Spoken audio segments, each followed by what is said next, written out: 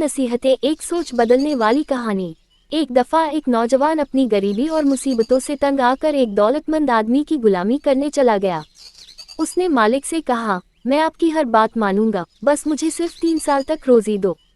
मालिक ने ये शर्त मान ली और कहा, हर साल के बदले मैं तुम्हें एक नसीहत दूंगा जो तुम्हारे पूरे जीवन के लिए काम आएगी।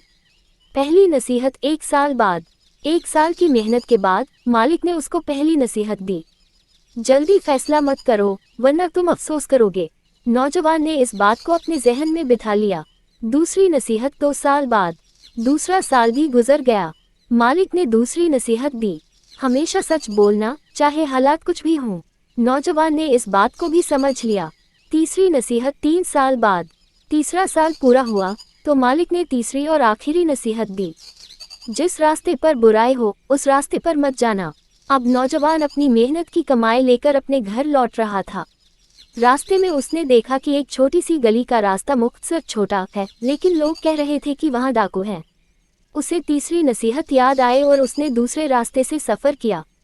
रात को एक जगह रुकने के लिए एक घर में शरण ली। उसने देखा कि घर वाले उसके लिए बहुत अच्छा बर्ताव कर रहे हैं, लेकिन उसे दूसरी नसीहत याद आई, सच बोलो। सुबह होने पर उस घर के मालिक ने कहा, तुम यहाँ और एक दिन रुक जाओ। नौजवान ने सच बोला, मैं सिर्फ एक रात का मेहमान हूँ, इसलिए मुझे आगे बढ़ना होगा। ये सुनकर घर वाले घबरा गए, क्योंकि वे असल में कातिल थे और अपने घर आने वाले मेहमानों को मारकर लूट लेते थे।